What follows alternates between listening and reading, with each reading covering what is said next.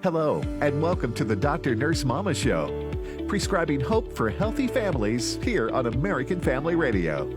Here's your host, Professor, Pediatric Nurse Practitioner, and Mom of Four, Dr. Jessica Peck.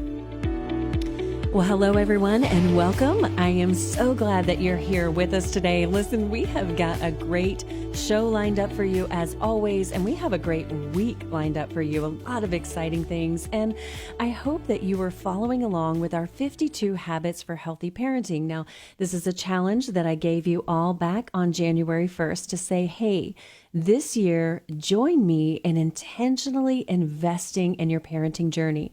Now, there's no test, there's no failures. It's just basically give your best good faith effort.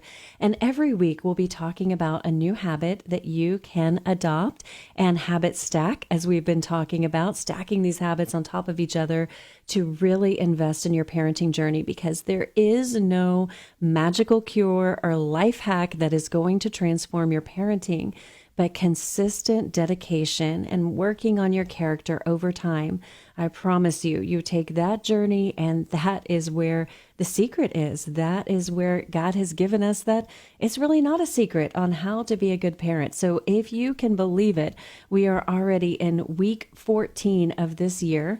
And so far, the habits we've explored are prayer, memorizing scripture, plugging into a local church, listening to Christian music, practicing gratitude, listening with your face, having a bedtime routine, sleep hygiene, a daily devotional, a morning routine, playing together, affirmation. And last week we talked about letters, writing your kids letters. And I'll put a plug in. I know that it is April 1st, and you may be thinking, yes, April Fool's Day, but April is actually also National Card and Letter Writing Month. So just a reminder that it is such a generational keepsake to write something handwritten for your children to pass down to generations, and to go back and to read those words when they need encouragement. This week, we are talking about family dinner. Now, if you have read my book, Behind Closed Doors, or if you're a regular listener of this program, you know I feel so strongly about the power of family dinner together. Now, this doesn't mean jazz music and candlelight and gourmet food. This just means that you are intentionally sitting down together at a table, connecting, whether it's over peanut butter and jelly sandwiches, but it doesn't matter. But you need to be tech-free. That's my plug. And today we've got a guest who's going to talk about that, who has a book that is releasing tomorrow. So I'm so excited to be talking about it. Today we have Dr. Ryan Rush. He is a pastor of Kingsland Baptist Church, which is in Katy, Texas, in the suburbs of Houston. He spent more than 20 years working in ministry, and during that time, he has been on a mission to connect church and home life, and he has become a national voice for the Faith at Home movement. In over a decade serving as adjunct professor at Liberty, he taught more than 1,500 students the course he helped design, Theology of the Family. He has hosted numerous radio and TV programs, and he's the author of 3 books. And this book we're talking about today is called Restore the Table: Discovering the Powerful Connections of Meaningful Meal Times. So Ryan, he and his wife live in Katy. They've got 3 girls. He's a dad. Ryan, welcome to the show. We're so glad to have you here. It's such an honor to be with you, Dr. Peck. Thank you. Well, it is an honor to be here, and we're friends now, so it's just going to be a conversation between Jessica and Ryan, which I love. You are now sitting at my table, okay? I am at my table, and I'm inviting you to have a conversation. And, you know, Ryan, I'd love for you just to start by telling us just a little bit about yourself and about your family and how you came to this point in your ministry and where this passion has come from to write and to draw members of your church and the larger church, the big church, back to the family dinner table. Thank you so much, Jessica. So I'm a pastor, as you said. And one of the things I learned, I don't know whether other ministry families face this challenge, but when we used to try, when our girls were younger, have like family devotions, which I highly recommend. sometimes it came across as really contrived as a pastor. It felt like I was assembling a lesson plan or trying some things that I might use later on. And so it was a little clunky in a pastor's family. But we found that dinner times or meal times were wonderful times to do the very same thing. We're already gathering around, remove the distractions, maybe bring up a discussion question. And so it worked really well. Didn't always execute perfectly, but it worked well for us. And so about 9 years ago, I was the pastor of the church where I pastor now in West Houston, and I issued a challenge. I said, what if we committed for 40 days to 5 meaningful meal times each week with the ones we loved? And I expected that to be, honestly, Jessica, a good starting point where people could sort of just kind of sense this is a nice habit and they'd enjoy some time and maybe allow for us to get to some really important things later on. What I found out, though, was that those meal times together became significant in a major amount of our homes. They found they could be transformational for a lot of families. Marriages began to be reconciled. Parents who had not been communicating well with their kids found that this was the mechanism, the platform to do it. Teens were all of a sudden having conversations of meaning with their moms and dads that they haven't had in a long time. And so I became hooked on this idea of meal times with families. Well, I think I can't agree with that enough because research backs that. Research backs that families who have meals together, their kids are less likely to engage in risk-taking behaviors. They're less likely to experience anxiety, depression. They're more likely to do well in school. They're less likely to do drugs. I mean, just it goes on and on. And I love what you're talking about with this habit stacking. This is what I call it because we have these essential disciplines that we need as parents, just like you talked about. Daily devotionals, but there's no reason you can't combine that with mealtime where you're already there.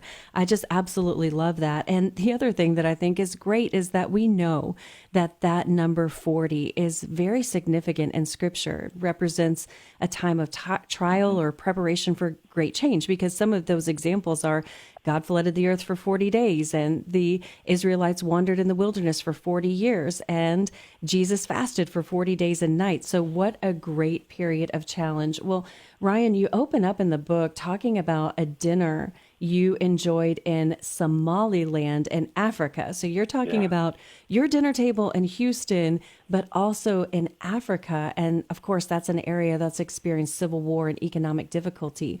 What did you learn about sharing a meal with people from across the globe? Well, I'm glad you asked because that place is just come back up in our lives significantly. We opened a school just a few years ago in memory of a dear friend of ours, some friends of ours who'd lost their son in a tragic accident. And so we were there for this. My wife was just there meeting some of the same people. 3 weeks ago, we dedicated the Lily Rush School for Special Education. So we have a daughter with special needs, and there was nothing like that serving people with disabilities in the entire country. And so the meal you're talking about ended up having these ripple effects where we just got back and have forged some strong friendships. So you illustrated it so well, Jessica, but Somaliland is not a place generally where there's a lot of Christian mission going on. It's 100% Muslim nation, and yet they needed to build schools, and so we were not quiet or coy about being Christians, and they welcomed us in. At the same time, when we went to dedicate the school, as you can imagine, they were a little bit standoffish because they knew we were Christians. We didn't have a lot in common. We're going to create the school and have the conversations. But it was over a mealtime after the school dedication that everything changed. So we sat down around this meal with a bunch of meats that I'm not sure what they were. And it's one of those situations where you really didn't want to know exactly what you were eating. All I can tell you is Somaliland is the number one exporter of camels in the world. So that gives you an idea of what might have been at the table. So I'm sitting there with this guy who didn't want to have anything to do with me. He was a government official. And yet when we sat down, we started to eat. And I said, tell me about your family. Everybody wants to show you pictures of their family. So we started that. And then I wanted to know how he got involved in education. And he just went on and on. And within 20 minutes, I'm looking around this table, Jessica, and maybe 20 people, some Americans, some from our church, and others there, and lots from Somaliland. And the walls had just come down. There's something about food that is this common denominator, this great connector that allows it to happen. And I realized watching this that this is not just some great discovery I've made. All through the scripture, you see that take place. I mean, most of the book of Luke, if you look at it from that perspective, is Jesus having meals with people. He did over and over again. And so not only is this a value to your family to sit and have those meals on a regular basis, but when you welcome someone to your table from outside the circle, something powerful happens. I can't agree with that more. And, I had a similar experience, Ryan, when I was traveling abroad. I was actually on a mission trip in India, and I had never been to India before, was working in a hospital there. And one of the chaplains invited us to his home for dinner. The team that I was working with, there were probably about 10 of us. And as we went, I saw that, of course, this was a place that did not have any electricity and didn't even have any doors. There were just openings with maybe a sheet over it or maybe not. And what this chaplain had done was to go and he went to a construction site and he borrowed some 5-gallon buckets and then turned them upside down. And we were sitting knee to knee. That was our chairs because, of course, there wasn't furniture to accommodate us. And what we realized was that he had been saving his money to be able to buy us food to eat because food is expensive. And in India, they don't really use reusable paper products, but he knew that we might feel afraid of eating food off of dishes that had been washed in their water, that we might, fear that we would get sick. So he had saved his money to buy some disposable things so that we would feel comfortable. And Ryan, same thing. The meat was passed around, didn't know what it was. I think it was goat, but I will say it was absolutely delicious. And as we were all sitting there eating, we had been working together, but we just started to weep, like just one by one, just weep at the generosity. And he just kept saying, like, thank you for sharing my table. This is such an honor to me. And we were thinking, oh, no, you can't even imagine. Like, that was one of the most moving experiences that I had. And I love how you illustrate that, Ryan, that really eating together and then even thinking about those biblical references, that is something that's a common human experience. And you use a phrase to describe the outcome of that meal that you talked about in Somaliland. And this phrase is cultivating an openness for an ongoing alliance. Now, what we see across the world is just division, just polarization, and just fear. So what's the best way that we can cultivate that openness for an ongoing alliance? How does all of that fit into this global picture? Yes. Jessica, it doesn't have to begin around the world as we're talking about. It can begin in our neighborhoods. And I've seen this in my own cul-de-sac where I live. We've been able to build relationships. In West Houston, where I live, our particular zip code is the most ethnically diverse community in America, meaning I'm more likely to live next door to someone of a different cultural ethnicity than anywhere else in the country. And so our neighbors are Hindus from India. Their neighbors are religious but non-church goers from the UK. Their neighbors are atheists from China. Their neighbors are from Houston, and their neighbors are from Louisiana, which, let's be honest, that's sort of like another country, right? Yeah, that's right. We've gotten to know one another. And the really cool thing about it is we now share meals on a quarterly basis in our cul-de-sac. And when we made that offer, hey, let's get together and do this, no one was averse to that. Now, if we would have said, hey, let's get together and have a small group, or let's get together and have a conversation about faith, there would have been some major pushback. But everybody's okay with food, especially when you can say, hey, bring something from your own country. And we've done that. We've shared desserts at Christmas time with everybody. But I'll tell you now, we've had the opportunity and privilege of sharing our own story and hearing some amazing stories from them. And we see this through the Bible. I'll give you one biblical example. Well, hold that thought, Ryan. Hold that thought. I want you to give us that example. We're up against a break here, but don't go away because you want to hear that example that Ryan is going to share from the biblical application for our lives, which is just never ceases to amaze me how such an ancient document can have that's a living word that has relevance for our lives today. And we'll also find out what happened when Ryan challenged his own church to take this challenge and some of the stories that came out of there. Don't go away. We'll be right back we'll be right back.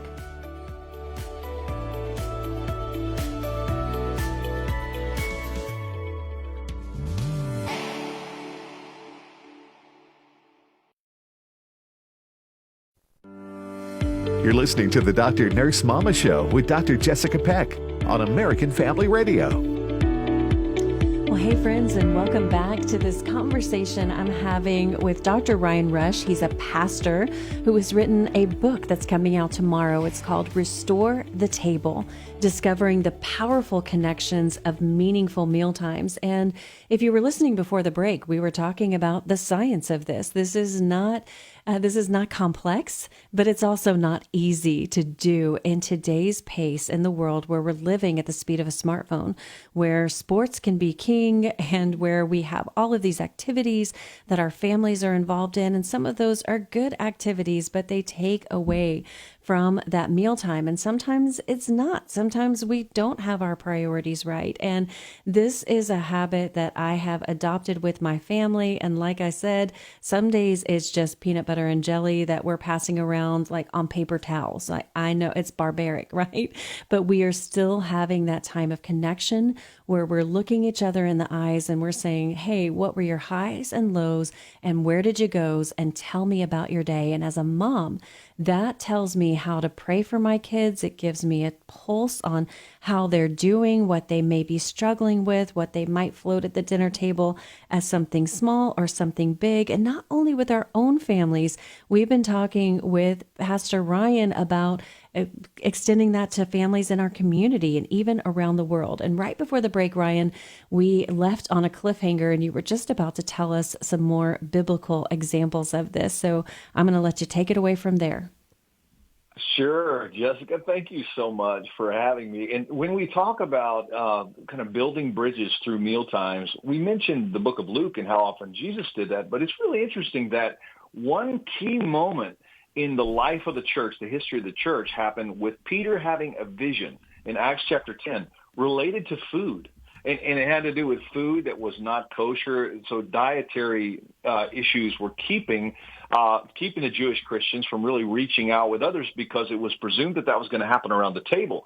And so God gave a vision to Peter basically saying that food would no longer be a barrier for the gospel, which is kind of really cool to think about because we don't often put the two together.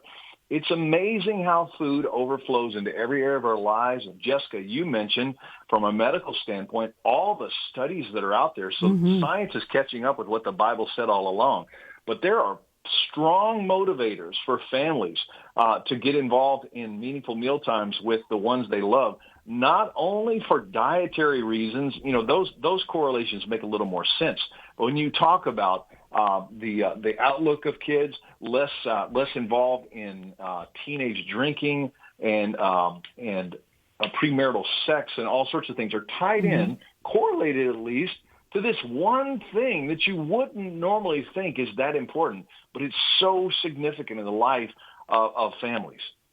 Well, you're talking about a story that has one of my husband's favorite Bible verses, Ryan, which is Peter, get up, kill, and eat, which is what my husband will say because he loves to eat. But, you know, it's interesting. There's a parallel here because the founder of American Family Association, Don Wildman, he started this organization by challenging his church. He challenged his church to forego TV for a week. And then look at everything that's happened here. And you challenged your church to come back to the dinner table. And you did a little experiment with your own congregation. And so tell us how that went and what you learned.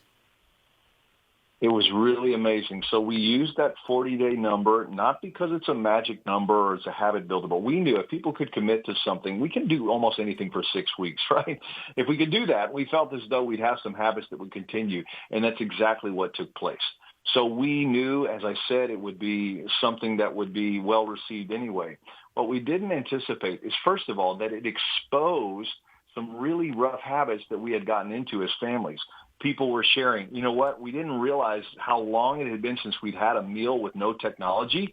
Just as you're mentioning, Don Wildman did, it makes a huge difference. And people don't even realize that the TV's on in the background, and they may be sitting there, but they're not really connecting with one another. And even worse, we all have the experience. I mean, if you go out to eat anytime in the next week, look around and you'll see families eating together, but no one is connected because everyone, mom, dad, kids, grandparents, they're all looking at their phones.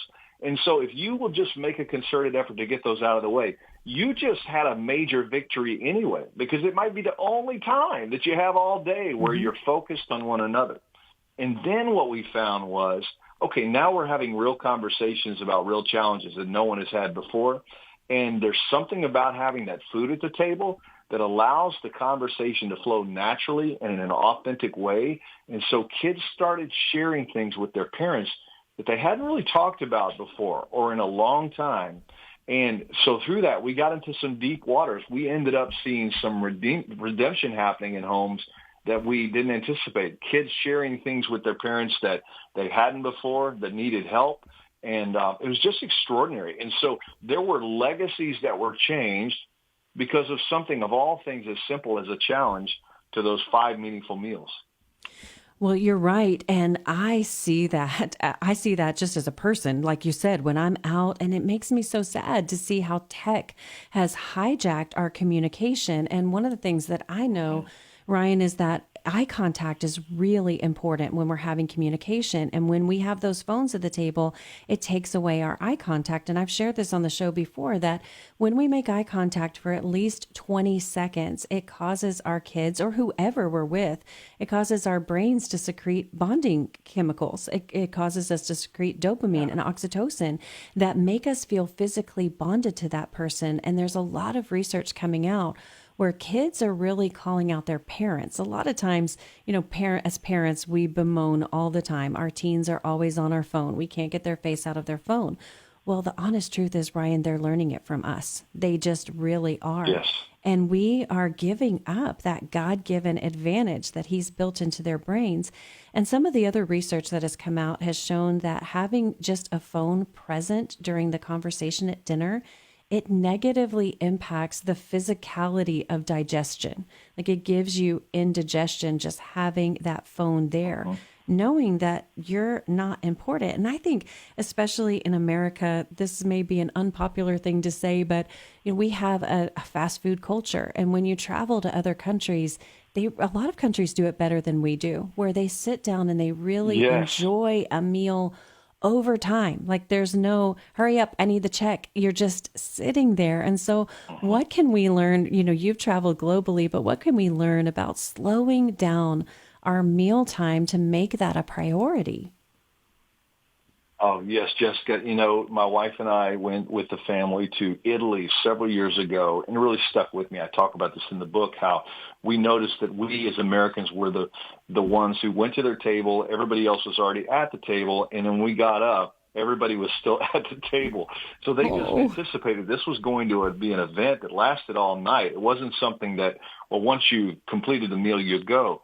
And so once that took place, then they're just enjoying the company of one another. If you ever travel to Israel, not only do you see lengthy meals take place, but of course, in the Jewish population, what you see is Friday in Israel. You'll see all these flower stands pop up everywhere, because when people are on the way home from work for Shabbat, they'll be taking those flowers to the family, to mom who's preparing the meal, and they'll set those at the table. And everything around their time of rest is surrounding the significant meal, where everyone is present around the table for a long period of time, and they're talking about the deep things that matter. Now, the other side of this, Jessica, that we have to say, I just want to highlight something you said that's so important. You said sometimes you just had peanut butter and jelly and that was enough. That is so important for parents to understand. We're not talking about recreating a Norman Rockwell painting. We're not trying to create a 4-course meal. That's not the point. It can be a really simple meal. It can be breakfast. It could be something along those lines. It doesn't matter. What matters is the technology's out of the way. You're having intentional conversation. Everyone's present, and you invited the Lord to the meal. That's what makes the difference. Oh, I love that you said that everyone's present and you invited the Lord to the meal, because that can be something that it just seems so rote, that you just, okay, let's say the blessing. First of all, there's a lot of families that it's very easy to get out of the habit of doing that, or never to really be in the habit of doing that. But just that simple act of saying grace together, of sitting around a table. I prefer for everyone to hold hands, like everybody grab a hand. Let's have that physical connection and invite the Lord to our table and acknowledge that God is the giver of everything that we have.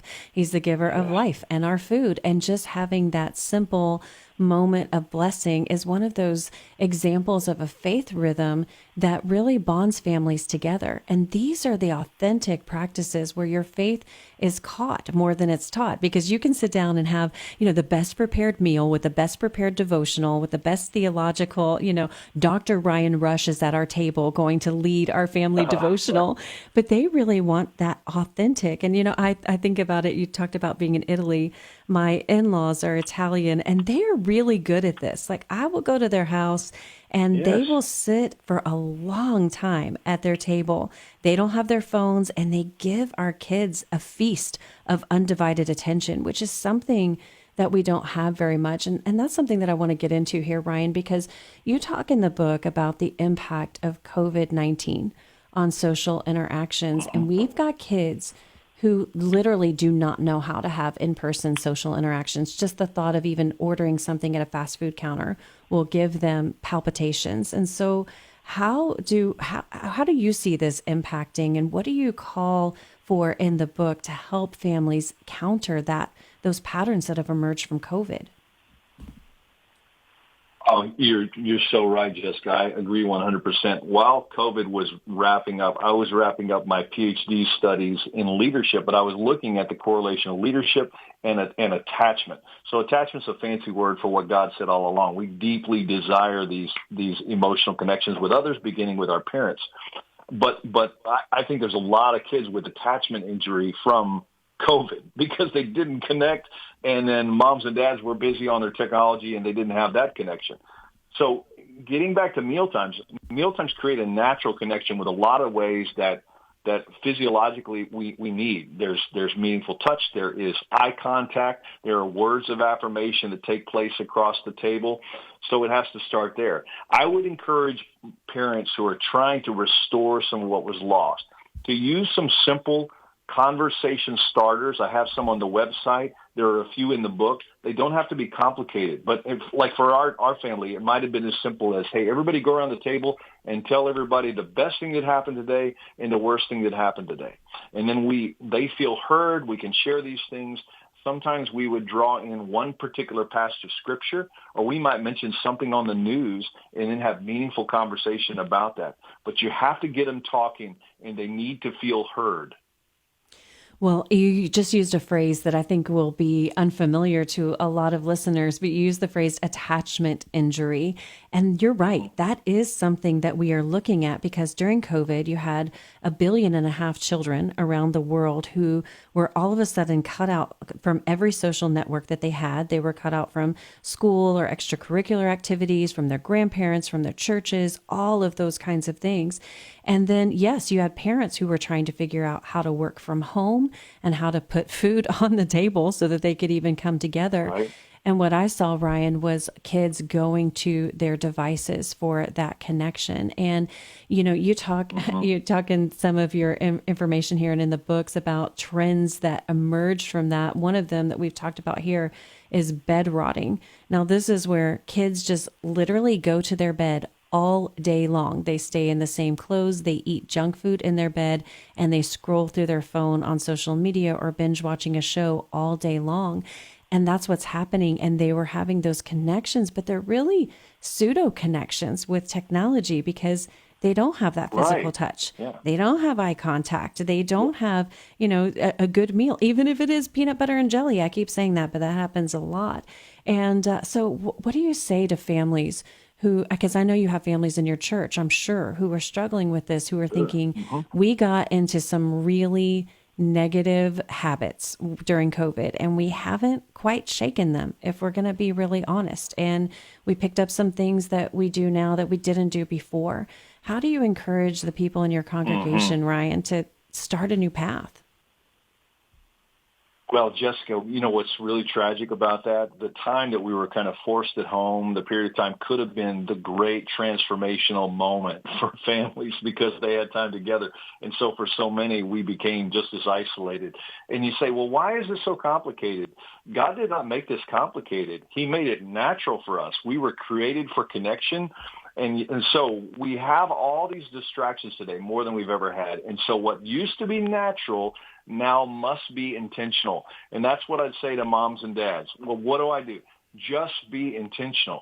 So coming all the way back, I know I sound like a broken record because I'm fired up about this. Mm-hmm. But if you will commit to at least 5 meal times a week, just say, this is going to be a non-negotiable. I know it's not going to be easy. I know you're going to have to say no to some things, but if you'll do it, it'll make all the difference in the world. Say, we're going to seal off an hour. We're going to have a conversation. These are going to be scheduled. They're going to be special, and they're going to be spiritual. If you'll just do that, the research bears it out, and the scripture certainly supports this. It'll make the difference. I agree. And I love it when you see that synergy between science and scripture, because God made science. But when we look at that, all of those things do go together. And now listen, Ryan is giving away not 1, not 2, but 3 copies of this book, Restore the Table, Discovering the Powerful Connections of Meaningful Mealtimes. We're going to give one away to the first 3 callers at 1-888-589-8840. That's 888-589-8840. And you can get your copy of Restore the Table, Discovering the Powerful Connections of Meaningful Mealtimes. Now, when we come back, we've got a lot more to talk about. And I know we keep saying some of the same things, but are you doing it? Can you commit to 5 meal times a week? That is the healthy habit of this week. That is the purpose of this book. We're going to talk about how to extend that mealtime from your table to your neighbors. So don't go away. We'll be right back.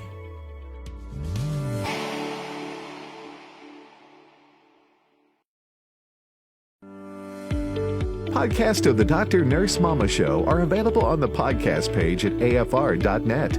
Now, back to Dr. Jessica Peck on American Family Radio. Well, hey friends, welcome back. We are talking to Dr. Ryan Rush. He's a pastor of Kingsland Baptist Church in Katy, Texas, just in Northwest Houston. He's an adjunct professor at Liberty, and he is the author of his latest book that's coming out tomorrow called Restore the Table, Discovering the Powerful Connections of Meaningful Mealtimes. And we've been talking about this as just something essential.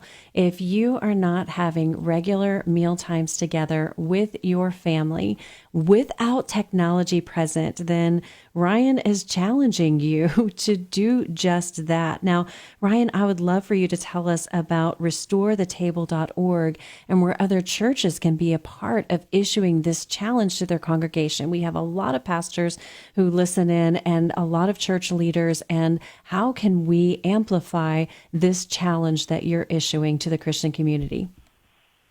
I would love to do that, Jessica. So first of all, for an individual or family who's listening, if you say, I want to take this challenge, if you'll go to RestoreTheTable.org, there are a number of resources that can help get you started. Some conversation starters, some guidelines, some brochures, that sort of thing that you can download. It's all free on RestoreTheTable.org. So if you want to get your church involved, this really kind of a fun thing that's taken place. We had this challenge in our church, and we're doing it again 9 years later, beginning this coming Sunday for us. But this is available at any time.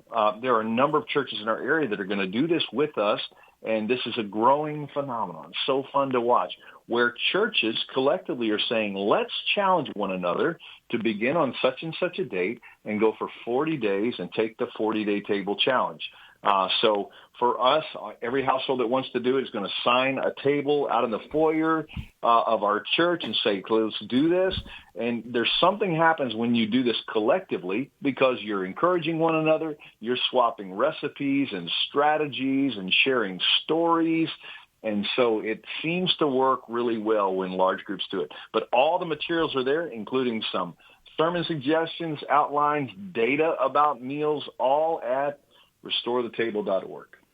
Well, I love that you're getting churches involved in this. And you know, Ryan, I've got 4 kids. Two of my oldest two are in college. My younger two are in high school. And when my oldest went to college and she got involved in a local church, there was a family there that started inviting college students to their home to feed them on Sunday afternoon. Now, this is, something that takes a lot to invite college kids into your home, but you don't have to have the best house. You don't have to say, oh, I'm not set up to entertain, or, oh, I don't make gourmet meals. I mean, if you feed them, they will come. They're college students. Their bar is low for free food, but also on their house, they're not looking for the nicest house or the nicest food. They're looking for community around that table. And Ryan, I will never forget when my daughter called me and told me how nice it was to be in someone's house, to be in a home, gathered around a table, not eating in a cafeteria, not eating by yourself in a dorm.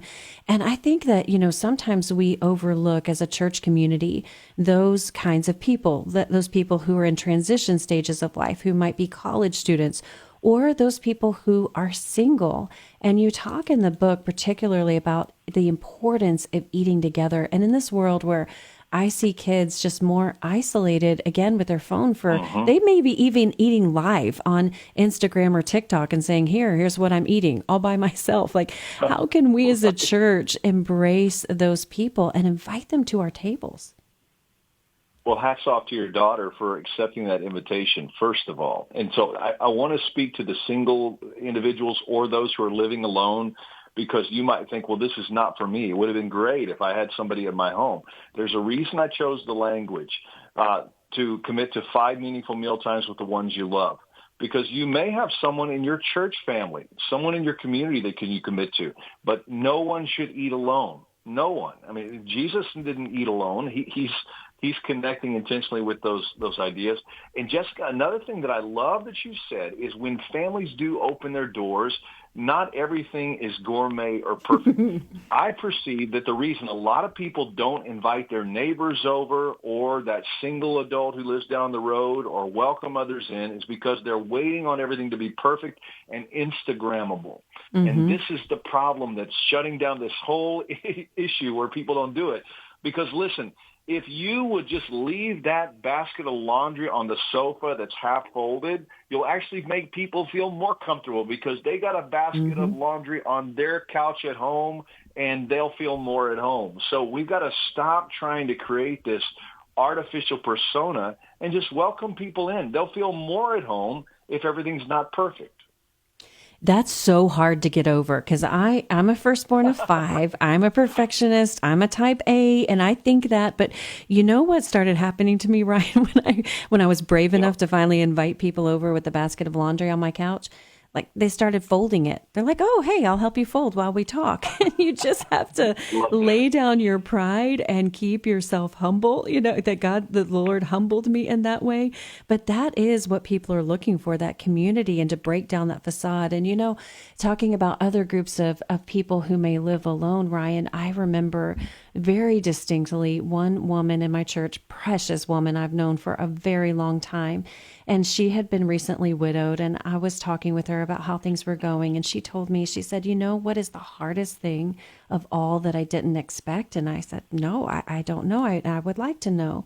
And she said, walking out of church on Sunday and seeing all of the families leaving and talking about where they were going for lunch and who they were going with and walking to my car by myself. She said, that's the hardest thing.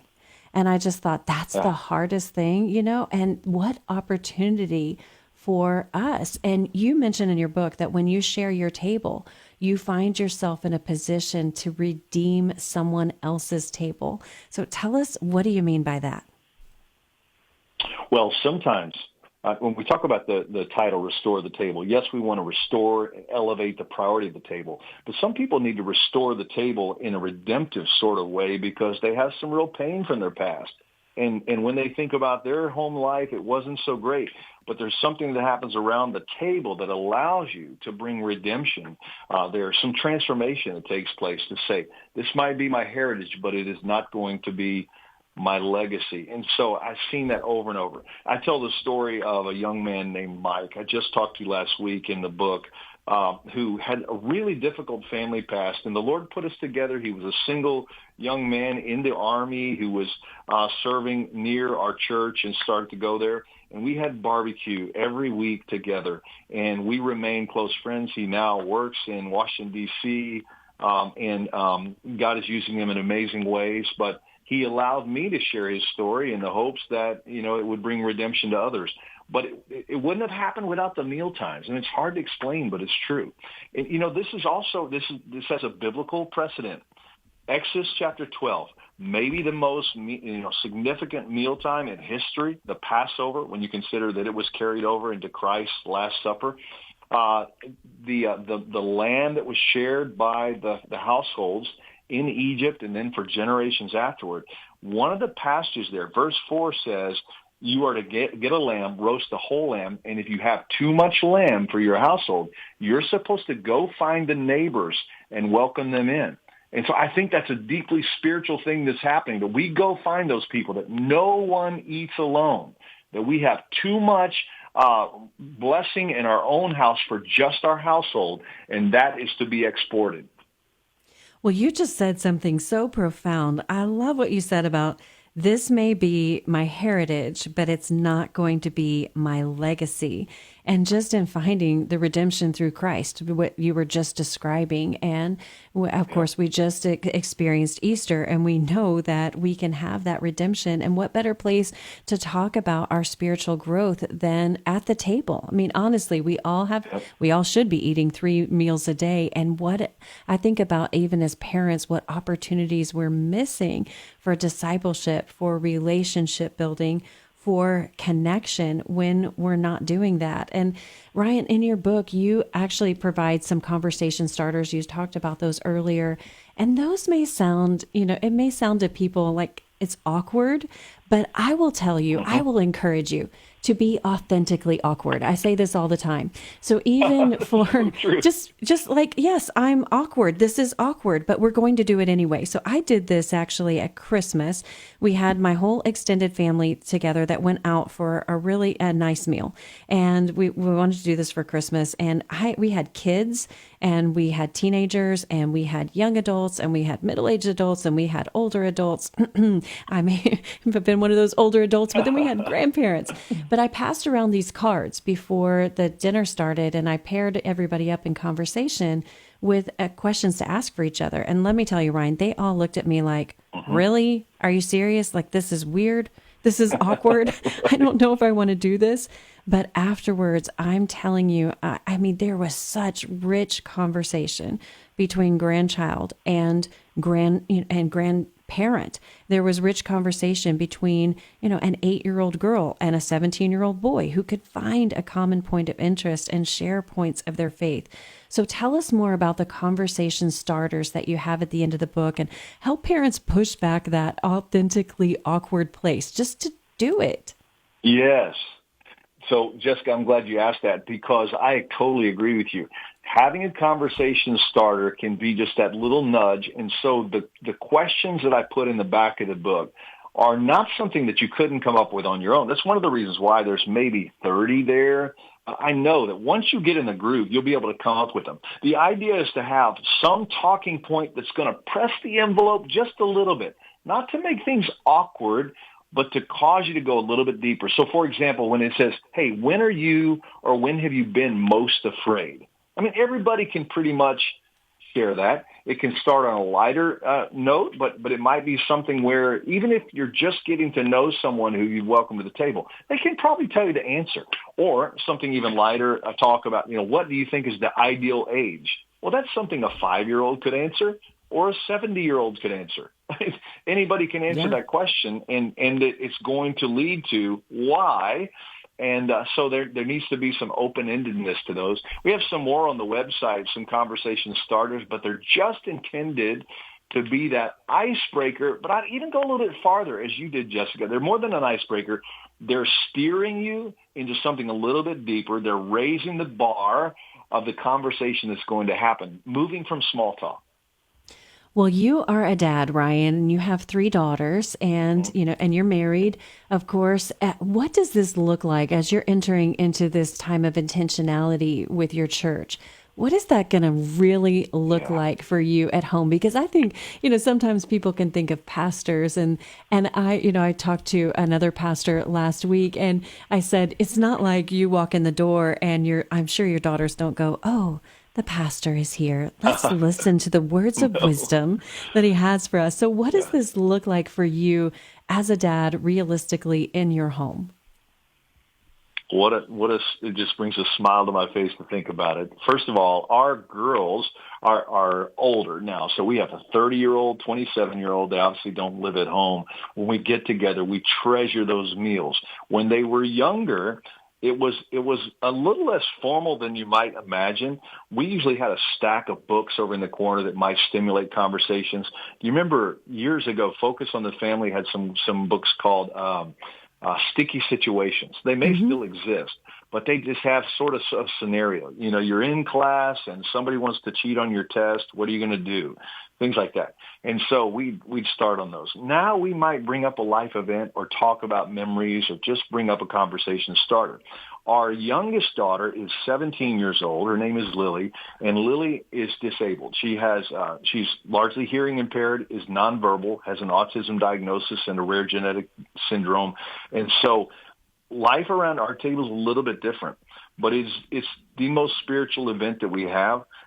Lily cannot talk, but she loves to pray. And so she'll look at us. She's kind of the prayer police, and she'll fold her hands and say, now it's time. If we have an extra course of food, she wants to pray again. And we've found that she is intensely interested in the conversation that takes place. And so it's a wonderful blessing in this season of connection. And going back to the attachment piece, I would even say it's very important. It's critical, kind of mission critical for us to connect with Lily around those meal times because she needs to be known and heard and present in those moments. So they're extra special for us at the Rush House, and I'm glad you asked. That is really special. And, as you go through different life stages, I found that same thing too, Ryan. I mean, there are some days, and now we don't have all of our kids in the home, but when we do, when they're all home together, like they were just this last weekend for Easter, having that time together at the table and having those norms established where they know we're all going to sit down, we're all going to put our phone away, and we're just going to connect around a simple meal, whatever that may be. Those things are so important. Well, Ryan, thank you so much for joining us and for sharing with us your wisdom and the call, this challenge. Pleasure. Can you do 5 meal times a week? Go to get your copy of this book, Restore the Table, Discovering the Powerful Connection of Meaningful Meal Times, and go to restorethetable.org to find out how your church can get involved. And in the meantime, friends, may the Lord bless you and keep you and make his face shine upon you and be gracious to you. And may he give you peace. And we will see you right here next time.